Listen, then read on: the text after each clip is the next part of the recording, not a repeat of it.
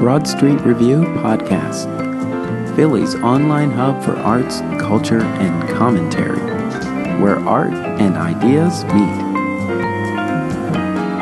I am your host, Darnell Radford. Today on the podcast, Logan, Gabrielle Schulman, and Benjamin Behrend stop by to talk about the art exhibition presented at Old City Jewish Art Center entitled A Golem Sleeps and Wakes in the Morning. Here is my interview with Logan, Gabrielle Schulman, and Benjamin Behrend. Stay tuned.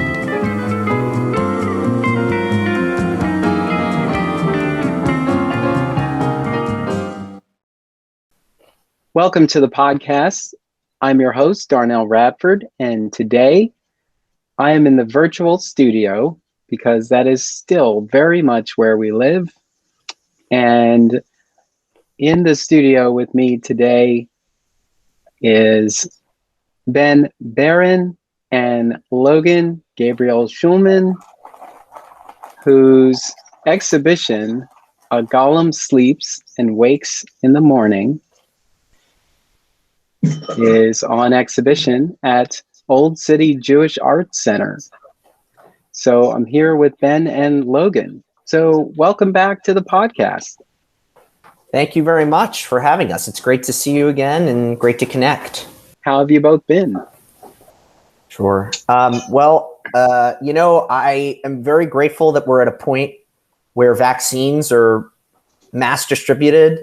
And especially in Philadelphia, it seems like, you're looking at numbers more and more increased with people there. And it's almost nearly normal in some way. I'm putting air quotes under normal. But yeah, I mean, I feel extremely fortunate. I'm from Philadelphia. My family is from Philadelphia. Most of, no one close to me, at least knowingly, became sick, and nor did I. So yeah, I'm appreciative of that, and very, very much happy and excited for a bright summer. So thank you for asking, Darnell. Yeah. Wow, what a big question. I am very much on the gratitude train with Ben. I think when we spoke, I had already relocated to Florida. And it's been a wild time there for sure. But as the rest of the world or the rest of the country rather normalizes, Florida does too a little bit. And yeah, I'm so grateful to say that for the great majority of the people who I know and love are safe and healthy and vaccinated.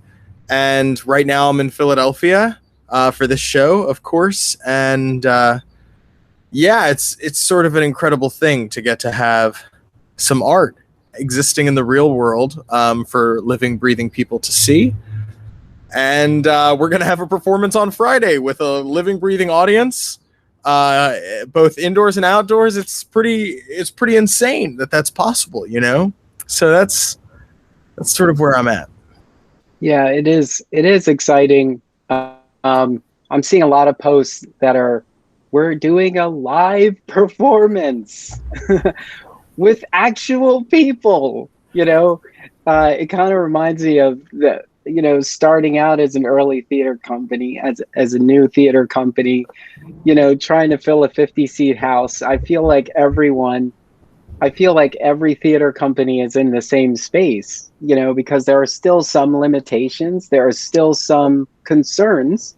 So we are all still trying to fill a black box. Yeah, totally. In terms of, the amount of patrons we can safely have in a space. So an interesting question that came up, it was more like food for thought as we as theater artists we always talk about how important the arts are to the world. And, with tragedy comes some beautiful art. It often comes to allow us to make sense of what just happened or what is currently happening. But at the same time, those budgets, they tend to get cut a lot. And there is a mindset that art isn't important, even though, as soon as we hit some sort of tragedy, even though the art is what actually keeps us sane and allows us to make sense of all of this. I just wanted to get your thoughts on that. Yeah, it's a really good point. I mean, certainly in Philadelphia, at one point, they were going to eliminate the office that basically advocates for the arts, culture, and economy in Philly. And it was rescued, but it was cut severely. Mm-hmm. And I mean, I completely understand that things needed to be redirected towards health services.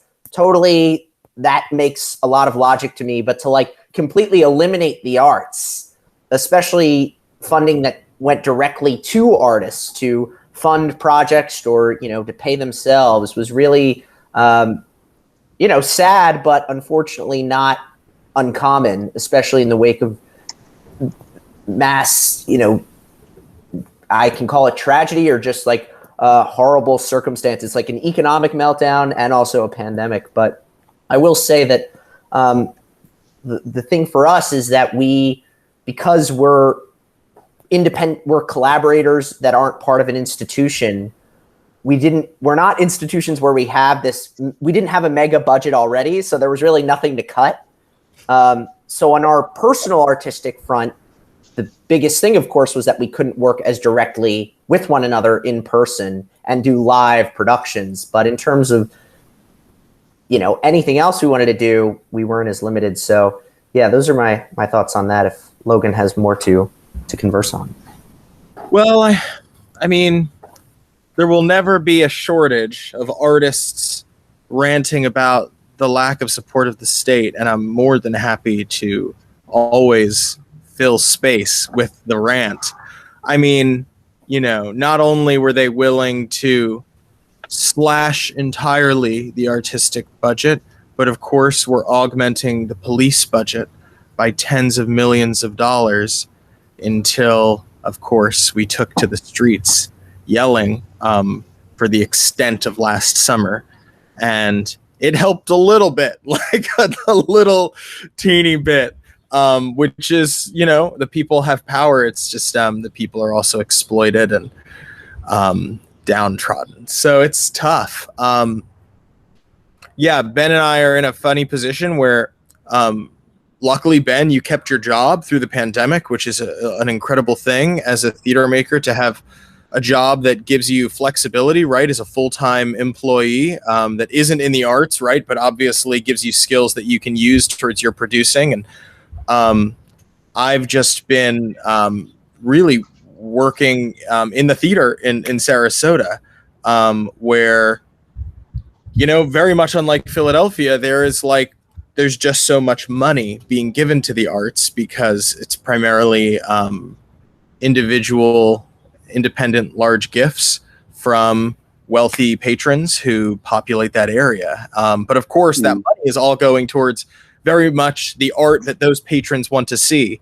And when you look at the mean age and race of the folks living down in Sarasota, Florida, that they're funding like a lot of institutions who are recycling the same old white artists over and again, directors, singers, actors. It's all sort of like a vicious cycle that just excludes basically anyone who wasn't on that train a couple decades ago and doesn't look right. So yeah, every place has its complications. And how we get through them, that'd be a whole conversation. That's a whole other podcast. I'll pop off, Darnell. I love chatting with both of you because our conversations, they do go in many directions, and it is my job to pull them back in. But these are branches that make for such an interesting conversation anyway. So I'm glad for the rants. Before we move on, I think I've got a way to dovetail sort of where we were with where I am. I can only imagine you may want to go, and if not, you can stop me, of course. Mm-hmm. When we had applied to a number of grants to produce Now at the End Again, which is a show that we talked briefly about when we chatted with you about Welcome to the Shiva House, as it was the precursor theatrically to Welcome to the Shiva House.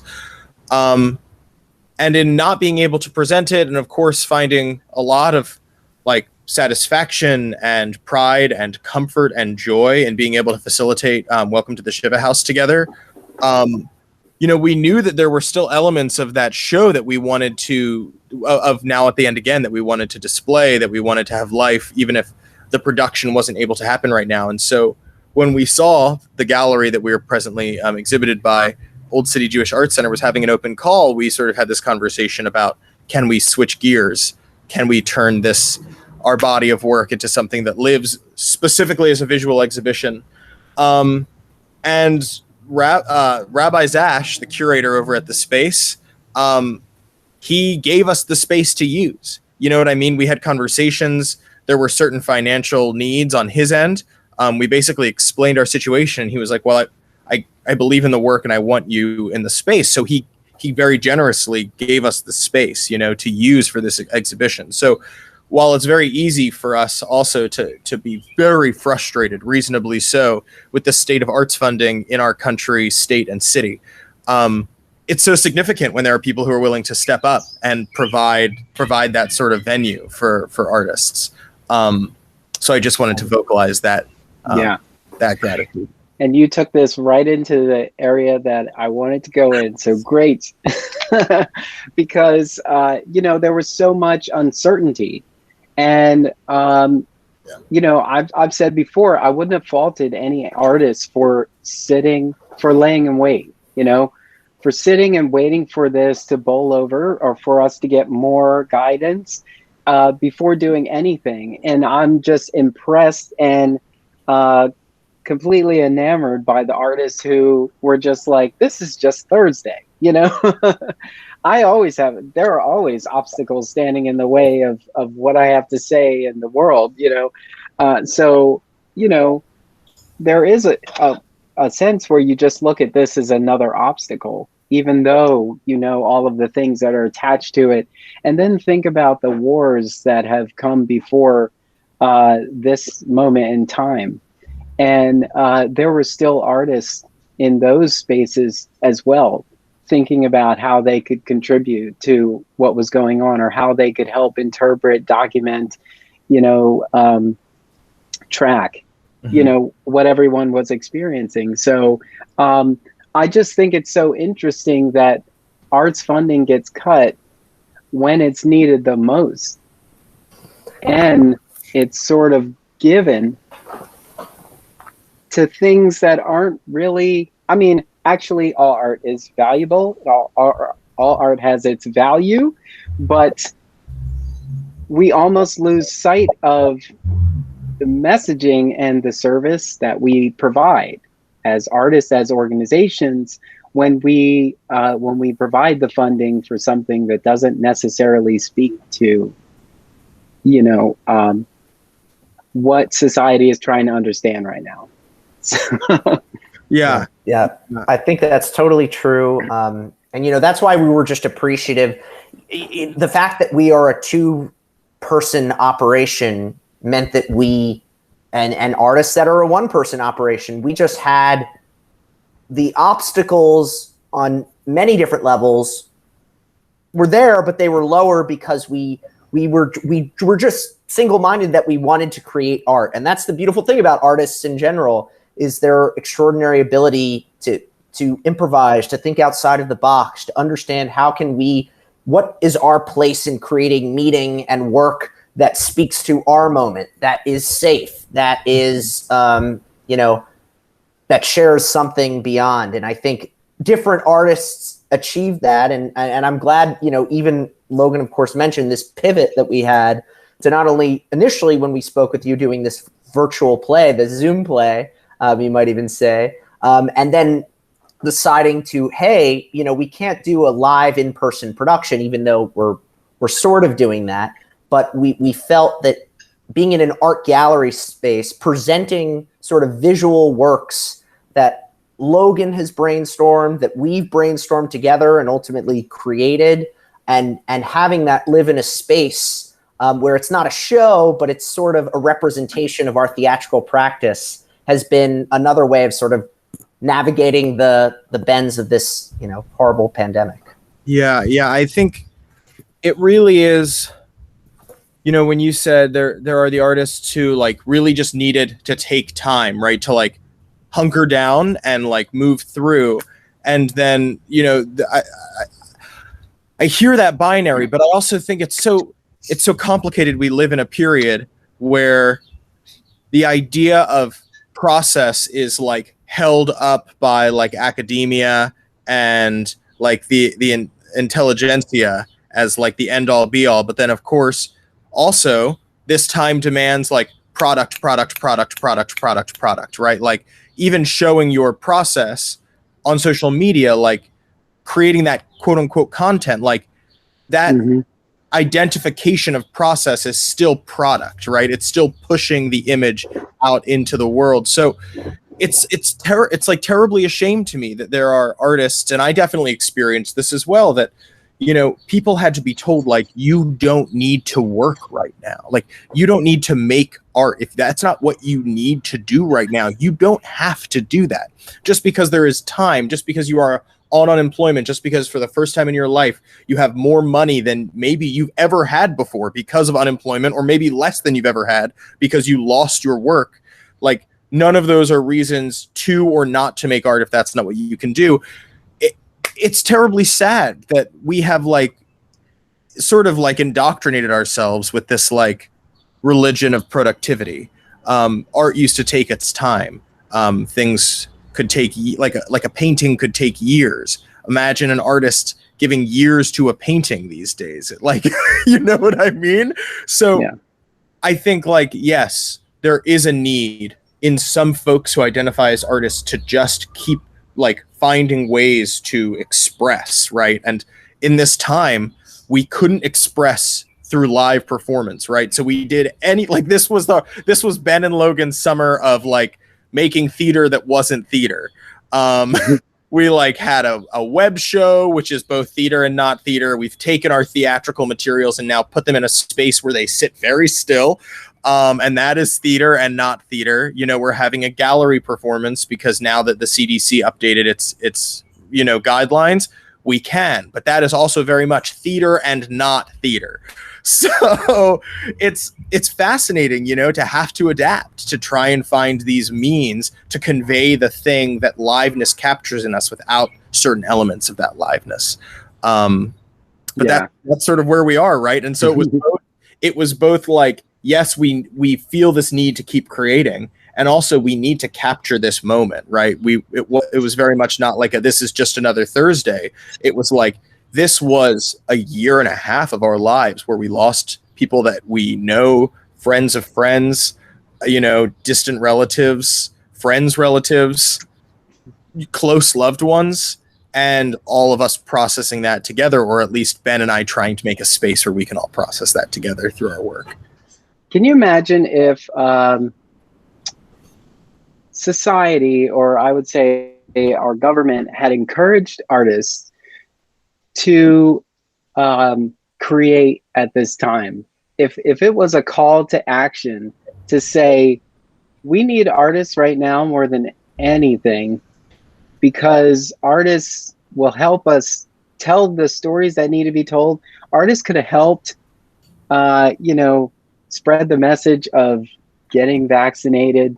There's too many things that art could have done to really help us get back to this quote unquote sense of normalcy. We could have been, essential workers. We could have been first responders in a way. At least I believe this, because I think of how, whenever there's something going on in your life, what do? You run to a piece of art. Whether it is music, you've got playlists, and you have music that helps you relax and, get into a headspace that allows you to, either face a day or come down from a day and so on. We go into a theater as an escape. I know as artists, we can definitely escape into the theater and sort of forgive, the honking of cars outside and, the various things that go on. And I've said before in previous positions I've held that music, when I was talking to the marketing team, I would say, I got it. Music is medicine. Or theater is therapy. If that was our mindset, we could siphon off some of that public health funding to support the arts. It's fascinating because that is such a beautiful idea in a functioning society, one where the government had even recognized federally that we were in a terrifying situation. If we maybe that would have been maybe a possibility if we had any sort of leadership through, look, I've got very little positive to say about our current but the Americans that want to be vaccinated are vaccinated, right? So yeah, I think it would have taken much more from a leadership or authority to have even decided that the pandemic was worth being stressed over and required the love and care of artists, let alone the response that we got, which was, this is a hoax. And of course, there were so many think pieces looking back to the Federal Theater Project of the post-Depression America, and in the 1970s, he went on. There was Yes, and there was a program in the 70s as well that sort of had a similar approach to basically just paying artists to make work for the purposes of making work and also more of a public service stance. But yeah, I think that where those gaps were put in were at the local level, at the foundation level, not in the kind of the national federal level. But, that's why certainly with it's kind of understanding where the again quotes practicality and functionality of art exist.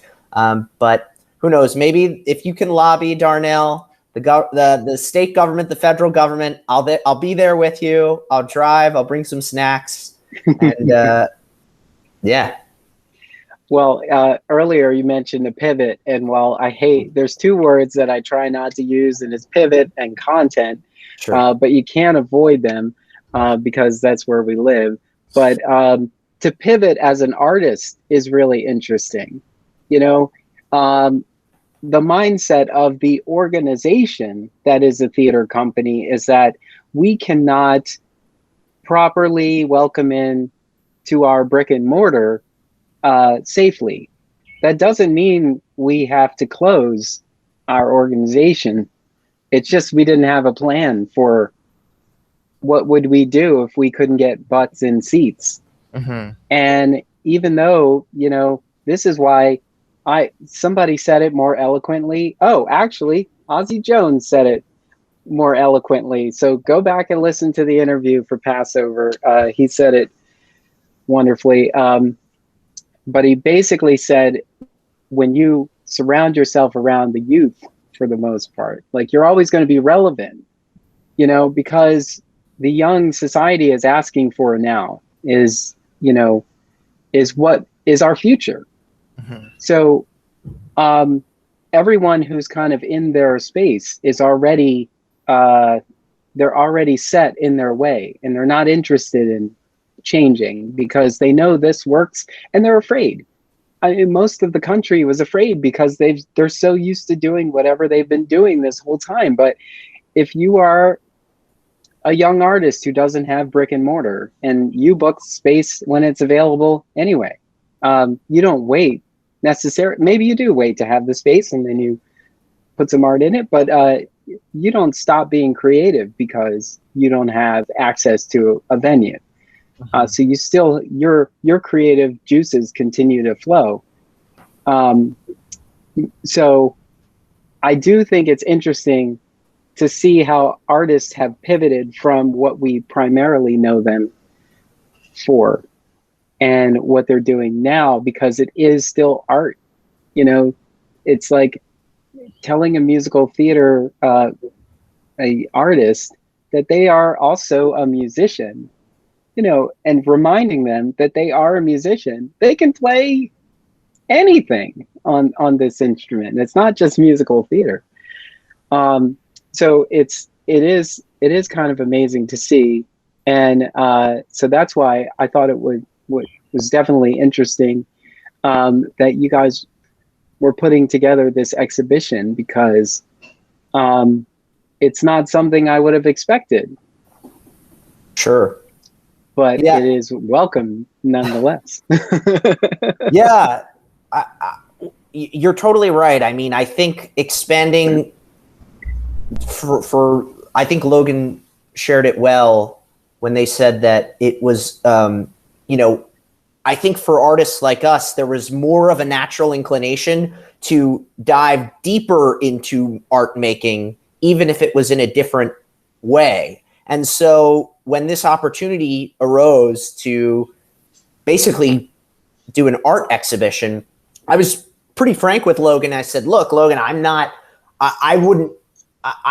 have very minimal visual art experience, you know, even just manufacturing art, other than using a drill and some like tech stuff that I've done for theater. And Logan, who has, you know, pretty extensive experience as a theater technologist and director, I think we really were able to understand and share our roles in a way that was exciting, whether that was kind of discussing ideas and Logan creating the work by hand, or Logan creating the work, or us editing a video that would ultimately be shown as like a recording during the exhibition, or even connecting with artists.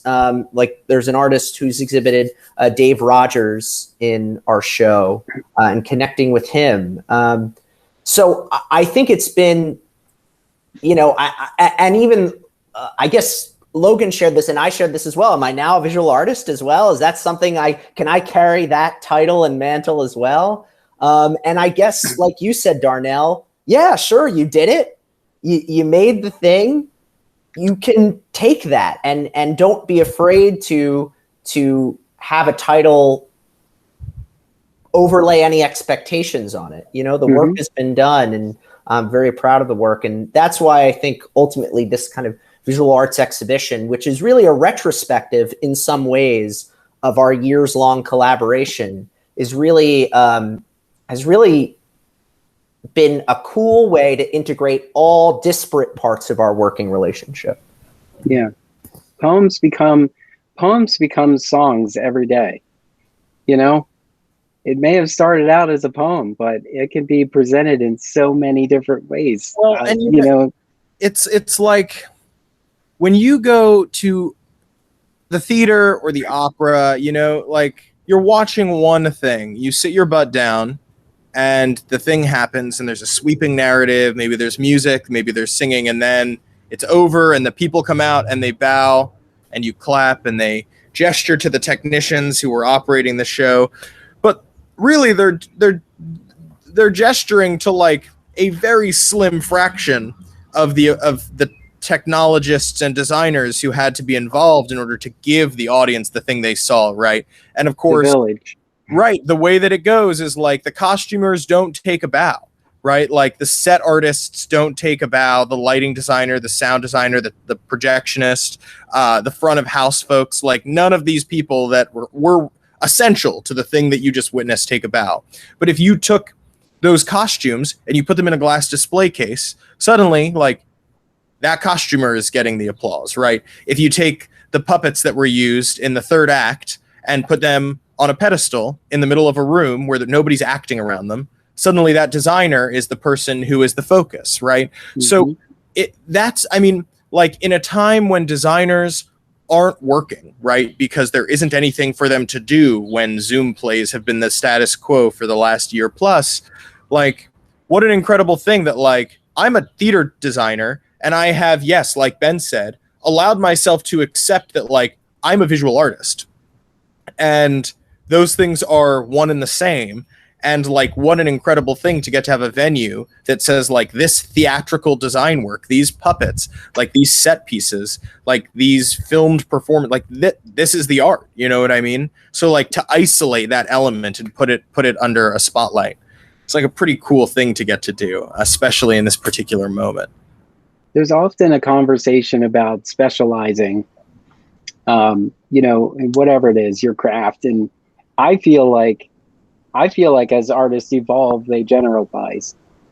They tend to generalize more. It's like you may have gone to school to study acting, but 10 years later, you're a theater artist, because you realize at some point you called the show for a friend once or twice. You took over lighting when you had a small budget. Mm-hmm. Or you ran the box office, all the things that are, make it a part of it. In general, yeah, I feel like I've always said, I just want to be well-rounded in theater. And I've always had a thought process of, I'm going to take this empty lobby and I'm going to feature art that will spill into the production. Like the same artist is featured on the wall in one of the scenes in the play. But their art is out on the walls on display as well. Yeah. I always thought that would be a great way. So you can say you're interdisciplinary or a divisor. I like divisor because divisor just kind of, it's all encompassing. Oh, divisor, tell me more. Tell me more while I pull out my checkbook. Do they still use checks? QR code now. Yeah, I know. QR code, Venmo, Bitcoin. We'll take any of that. I do love the way you really put that, Darnell. Like, it's such a really great observation. So many of the artists that I love, especially in Philly, I've been here long enough to see them become quote unquote generalists, really these and expand into areas you wouldn't expect. Sometimes out of necessity, sometimes that comes out of, hey, I need the job, or, I just need to do that. It's sort of like, that's one way that it comes about. And sometimes it's just out of a natural curiosity to expand your abilities and your interests. And that's what's beautiful about theater as a whole, is it's such a, every role, I think, from actor to designer to director, I think you can only become better and box office, even getting in the front of house, like you can only become a better theater artist by doing that. So I'm going to take that with me from this, Darnell. So it's funny because like there isn't another discipline that I can think of in the arts where, like, if you are, damn it, this is going to suck. This is going to be a terrible analogy. If you are a painter, right, you probably have done a little bit of sketching. You've probably done all of like the little visual arts things to figure out this is the thing that I'm most interested in. But if you wanted to get like better at it, or like even if you wanted to say like, I've been painting for years, I want to learn how to play the saxophone. You can do that in the comfort and privacy of your home, and you can develop your skills individually, right? But like in the theater, there is not really a single job, like even actors who can like memorize alone, sure, but like any actor will tell you that, right, there's nothing more night and day than like memorizing your lines alone versus having a scene partner to work with. There's not a single thing in the theater that you can really develop other than, I guess, writing on your own, right? If you want to try to be a lighting designer, like you can play with some gels in your own house with some like clip lights, but that's not really doing it, right? Like you're getting a sense of the materials, but you're not seeing what it looks like when you have a hot light coming down on your stage. Like costuming, you need bodies, or at least like, I guess, a mannequin, which is body shaped. Like there isn't really like stage managing. You can't get good at that on your own. Directing, absolutely not. So you like the only way in the theater to really try those things is just to go out into the world and do them. Like if you're a beginning painter, like someone's not going to be like, oh, well, to get good at that, you just need to like go put it up in a gallery. That will tell you whether or not you're good at it yet. Like, no, of course, that's not how that works, right? But if you're going to learn how to stage manage, well, like, damn it, you better get on a stage and call a show, and you're probably going to fuck up, like, publicly, So it's crazy that, yes, so many people need to become theater artists, right? Generalists. Because, if you're trying to direct as a 24-year-old, as a 25-year-old, as 26, 27, like, you're going to have to do some self-producing, right? If you're trying to act and you can't seem to get a break, you better start doing some self-producing. And once you're self-producing, you're controlling your budget. And, like, good luck finding a lighting designer that is your friend for $200 or yourself for free. So it's funny that, like, the way you have to learn in theater to become a generalist is just to fail publicly constantly, right? Yeah. Or to succeed, right? But like the failure is always at risk. As a painter, you only get it, out in the public once it's good. Like that's the only time that happens. Or like once someone believes in it. We should all get shirts that say yes and then the back of the shirt just says theater is improvisation. Yeah. Because we really need improvisation as well, because, being able to pivot or being able to pick up any of these responsibilities, any way we can contribute to the village that is theatrical production, or the production of art in general. It actually makes us better to have all of those skills. Yeah. No, I think it's great. I guess this is the part I miss the most about just being able to communicate with everybody without having the concerns of an overarching pandemic, and not physically being with people, because, I do miss the conversations that sort of spin up and around, the art that we've just experienced. So with that, let's dive into A Golem Sleeps and Wakes in the Morning. So tell me about this exhibition as if we haven't been talking for 40 minutes. Gladly. Yeah, absolutely. We'll each take a turn on this. Sure. A Golem Sleeps and Wakes in the Morning, as we kind of mentioned earlier, it's a retrospective in some ways of our years-long collaboration. And Logan and I have largely been exploring the Jewish mourning process, and the sort of ritual, tradition, and culture around that. We initially met working as at a synagogue in Philadelphia, teaching at a Hebrew school or Sunday school. And we both connected over theater practice. And, over years, we've created a number of plays, virtual, non-virtual, and eventually we got to A Golem Sleeps and Wakes in the Morning. And what this exhibition is it's really looking at where the Jewish mourning process succeeds and fails in a contemporary world, especially, of course, in the lens of this pandemic.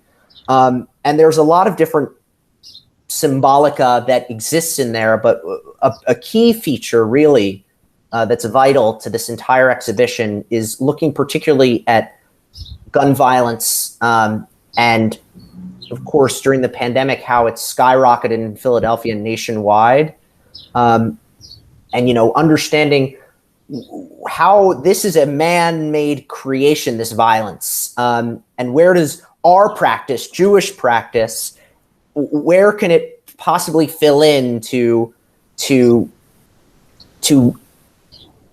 guide grief, to lead you away? And so the exhibition itself has a number of different features. It's mixed media, sculpture.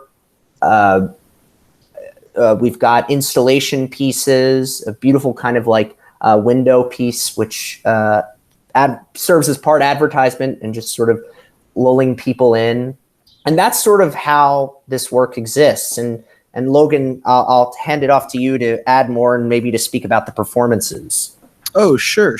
So, it's called A Golem Sleeps and Wakes in the Morning because in our play Now at the End Again, which sort of lives at the core or like the center of the canonical universe that Ben and I have sort of created through these 4 theatrical pieces that we've made over the last 4 years, is the Golem. And the Golem is a 16th century folk creature from like an old wives' tale, basically, about a mystical rabbi who, in trying to save his people from pogroms, which are, of course, like violent state-sanctioned like massacres, violent massacres, redundant. This rabbi creates on this riverbank this creature out of mud that comes to life through this like crazy sort of like Jewish like ritualistic magic, like this ancient sort of idea of magic. And the creature comes to life and is serving as sort of this protector and saves all the people from the pogrom, but then turns on the people and starts to be violent towards its creation, towards its creators, and ultimately needs to be destroyed. And so the Golem has been interpreted and reinterpreted like through fiction, through contemporary art, through film, through the ages. So we are on a very long and historic train of individuals playing with the Golem. But yeah, in this play that we had written Now at the End Again, where this child was murdered and his family was sort of having to learn to live with the absence of this child in the very wake of his death. The Golem has been banished to the underworld because it's no longer seen as fit as a hero in an age of gun violence, being made of clay. It's this sort of hapless protector. So it's stripped of its protective titles, sent to like Sheol, which is basically like limbo in the Torah. And it waits for the souls of these children that it couldn't save to come and to embrace them, and to sort of, while the humans and the people who have lost this life are grieving the absence, this Golem is learning to live with the presence of these souls in his care, or rather its care. It's genderless. So the Golem is sort of this allegory in our work for this kind of irresponsibility, this sort of neglect and abandon that we experience as citizens of a nation where we're not protected, right? We're not cared for, and especially our youth are not, especially youth of marginalized identities are not. So this Golem stands as sort of this broken hero figure that represents all that. And it stands at the center of our work. And so, of course, it's the titular character. So we've got these performances that we weren't going to be able to do, but now we can. We talked a lot once we realized that we were going to be able to have performance, which was really only about a month before I was going to make my trek northward from Florida with all of the artistic materials that I had created down there for the show. So we knew it had to be sort of smaller scale because we wanted to make something original, but we knew we didn't have a lot of time based on when the restrictions lifted and when we knew our show was opening and closing. And so the performance itself is called Time Collapsed. Time, collapsed. And it features Ben Bass, a Philadelphia movement artist and teacher of the Brahim mask method, which uses original Balinese masks that Ben had carved specifically for their teaching practice here in Philly. And they play a mourner sort of in an abstract set of circumstances over the course of about a 25-minute performance where Ben, as the mourner, takes us through this sort of time frame that Judaism sets as a basis for the mourning process. And so there is the 7-day Shiva period where one is expected to stay in their home. It's expected that they'll be cared for by their community, that their community will come to their house to pray with them every night over those 7 days, that they'll bring food for the family so the family doesn't have to worry about that. And then there's the next 30 days, which is called Sheloshim. And in that period, it's understood that the family may need to start resuming certain aspects of their lives, but it's still very much an interior life that you're living one full of the grief that you're experiencing. But really following those 30 days, it's expected in the faith that one sort of starts to reintegrate into society. And so the next period that we look at in the final act of this short performance piece is known as the yard site period, which is the anniversary, the year after anniversary of that death. And so the way that the performance breaks down really is that we wanted to give the most performative time to the shortest period of time in that time frame, given how intense, like the intensity of the emotion, the proximity to that loss being so fresh. So the 7-day period, we give the longest period of time. That's Act 1. Act 2 is dedicated to Shiloshim, where Ben will initially be performing outside of the gallery and then slowly make their way into the gallery space, bringing the audience with them from the outside. As we're making our way into that sort of Shiva space, into the home. And then Ben will perform a ritual dedicated to Shiloshim, and those 30 days. And then there is a transition into the final act, where Ben will, along with the audience, we'll do a roll call of individuals who have lost their lives to homicides in the last recent moment. And that will bring a close to the performance element of the show. Then there is like a 40-minute talk back that will sort of punctuate the first performance and the second performance, right between them. And we have these two incredible community leaders, Aleda Garcia and Raz Picardo, who have both themselves been incredible victims advocates around Philadelphia for families who have lost loved ones to gun violence. They're incredible activists. They lead brilliant organized actions. And we're just grateful that we're going to have them in our space, leading a talk back, a ritual healing session. It's going to be interactive and engaging and wonderful. And then we'll have a second performance at 7 p.m. So the first is at 5:30, talk back at 6, and then second performance at 7. And that's the structure. Well, that sounds full. Yes, it's very full. It's very full. But yeah. Go ahead. You go, Darnell. I'm thinking. It's you're going through this whole process. What is the takeaway? Sure. The takeaway is people have just gone through so much in a society that said, like, don't think about it. Don't think about it. One day we're going to make it through. And now we've made it through and we're like, we're moving forward. Everything's back to normal. It's good. We're golden. Mm-hmm. And it's very easy as a human being to not want to like face the mortality of ourselves and our loved ones. And we just wanted to create a space for people to hold that energy, to say it's like, it's okay for us to look at what it means to grieve and to lose. It's okay for us to hold that while being out in society.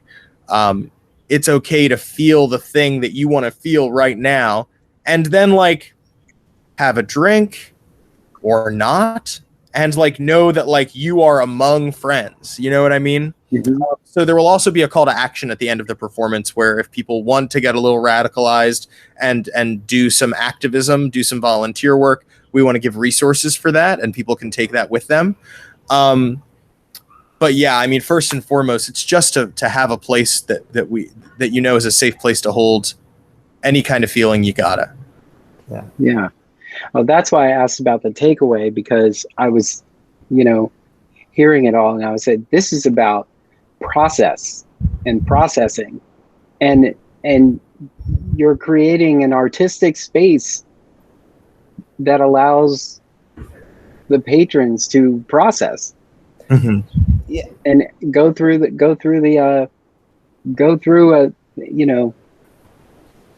process of dealing with loss. It's totally true, and I'll also say, whether you know a lot about Judaism or nothing about Judaism, or any kind of the strong religious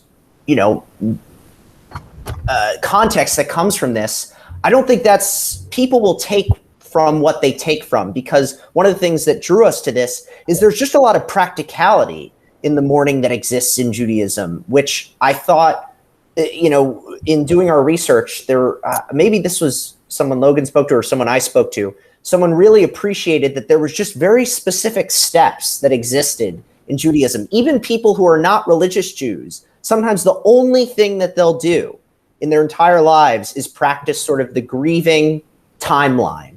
So that's what I also hope as well, that by being specific in our references and, our time, it shouldn't scare anyone away and say, oh, I don't know enough about that. In fact, we just welcome you to come into the space because you're going to bring your own life experiences with grief and happiness and mourning. And I think there will be something there for you. And maybe you'll bring something there that we couldn't think of. Mm. Yeah, that's amazing. And so the exhibition has been up since June 4th. June 4th. And what has been the experience? What has been some of the response from patrons? Been pretty art enthusiasts. Like, people look, of course there will always be individuals who walk into an art gallery, take a 7-second loop, and then thank you and exit. Mm-hmm. But the overwhelming majority of people who have seen it, I think, have been pretty appreciative. It's been like a very warm response. It's funny. Some of the things are for sale. Some things are not. My original inclination was like to have everything not for sale, because I was like, it's a lot of like really sad, heavy, like clay puppets and like veiled mirrors. And I was like, this isn't like, I don't know what collector's coming and trying to like buy some sad puppets. But I think like really people are coming in, and the way that we sort of curated it is much less like a gallery and much more like a museum experience. There's like interactive elements. There's things we want people to explore, and people have been doing it, and people get excited. Like, wait, I can light this candle. Oh, wait, I can touch this and I can put it on this overhead projector and I can combine these images that you have for me here.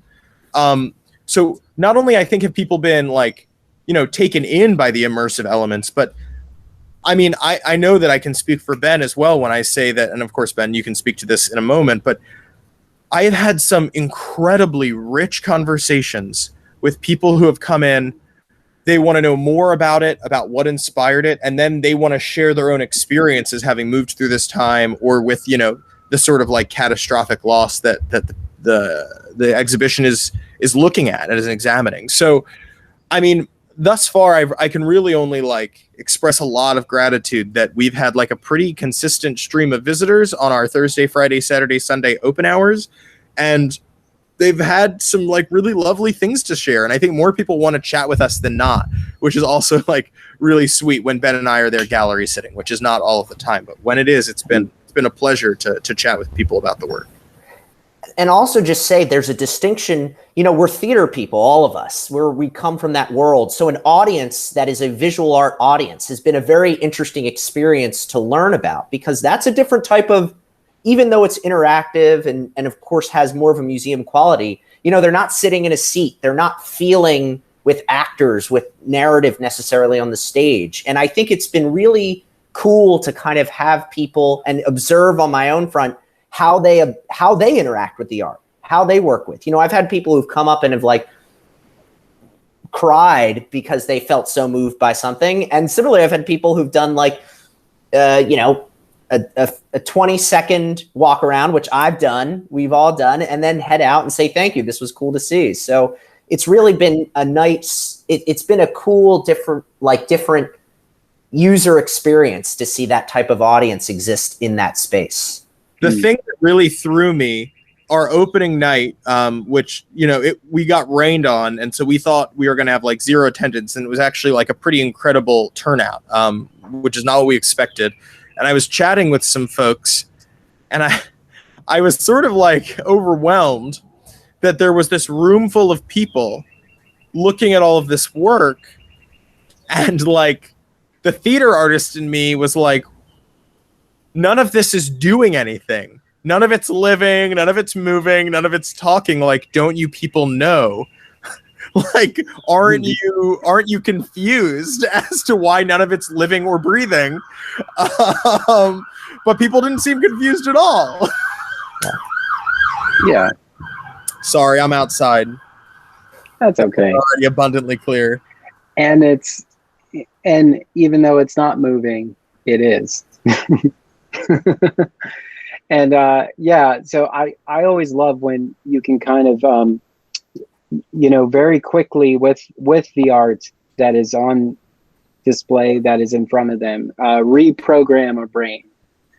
When you're saying like, I love the people who say, I don't like musicals, but they go to concerts, which are pretty much musicals, Yeah. And they have a process that they're going through. And, depending on the artist, there's a story in between all of those transitions to the songs that you know. Mm-hmm. And so I think it is interesting when people, especially when you're thinking about like a First Friday audience, like it's always been First Friday to Philadelphians, in my opinion, is like Times Square to New Yorkers. It's like, it is a thing we know, it's great. It is a great thing to have, but there's something about what kind of crowd it draws that sort of turns off, an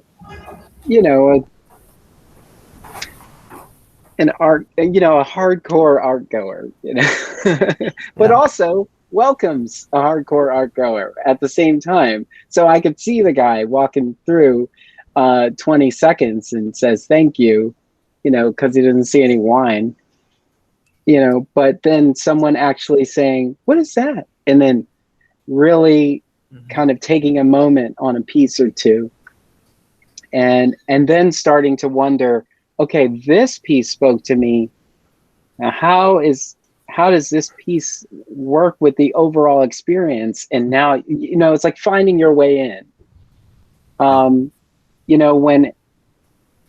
If you're not coming here specifically for this, like, how do you find your way in? It's always interesting when people do.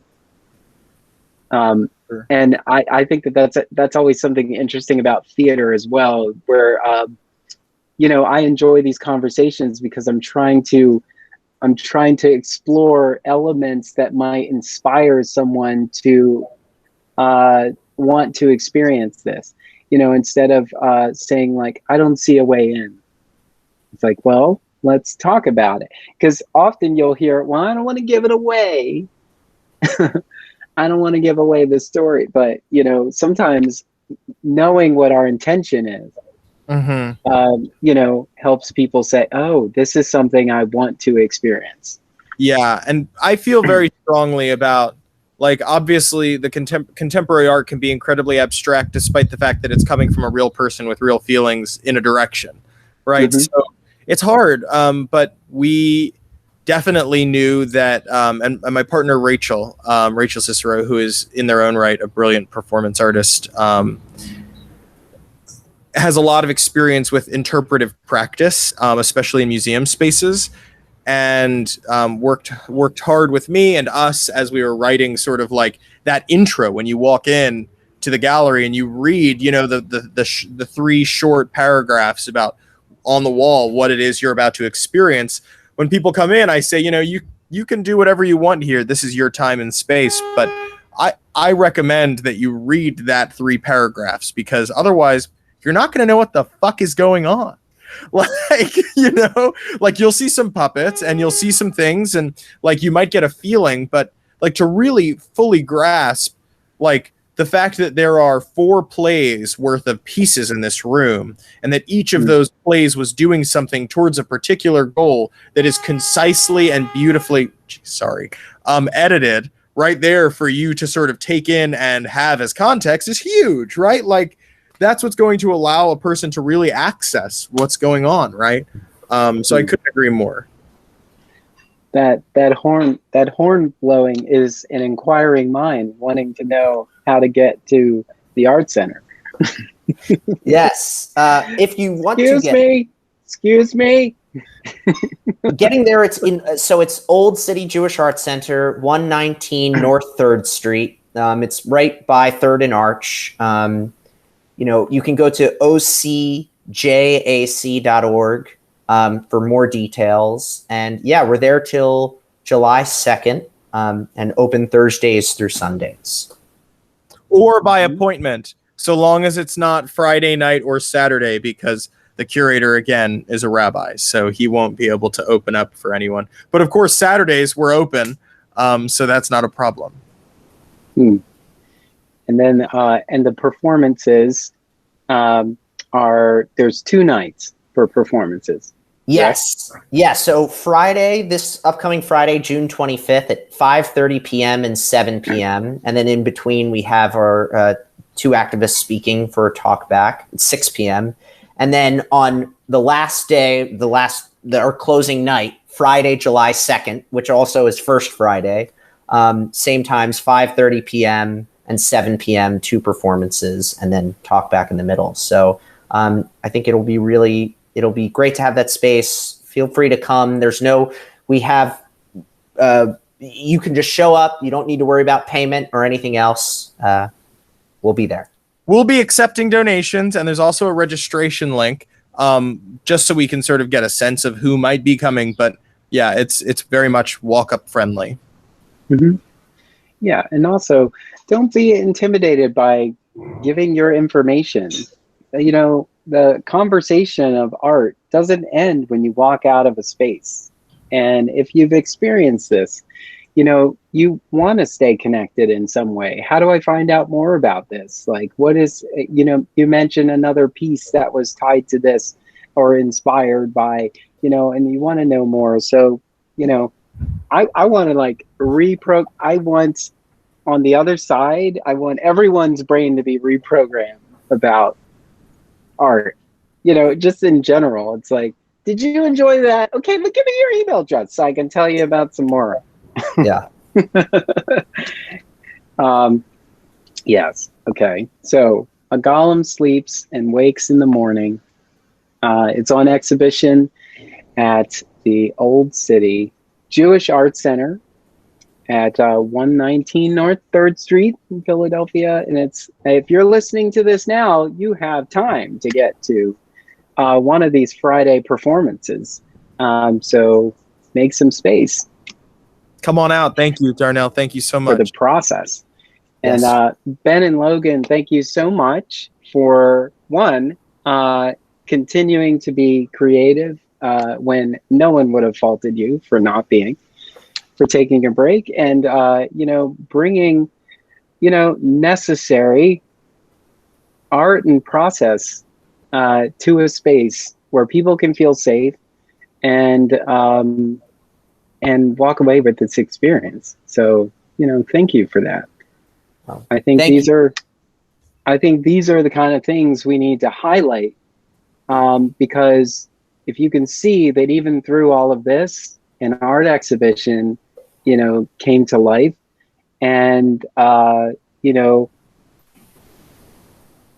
inspired and affected, lives of people who went through all of this with all of us, and realized that we're all connected, even in a culture that may not be your own, to find some relevance in it and take it with you. That is the goal of art. So thank you, Darnell. Keep that in mind as you bring yourself to the Old City Jewish Art Center before this exhibition has its final curtain. Well, we look forward to seeing you there, and thank you, Darnell. Yes, Ben, Logan, thank you so much. It's always great to have a chat with both of you, and I will make my way over there. Head on over to our website at www.broadstreetreview.com and click Get Involved at the top. While you're there, help keep us running and click Contribute to find out how.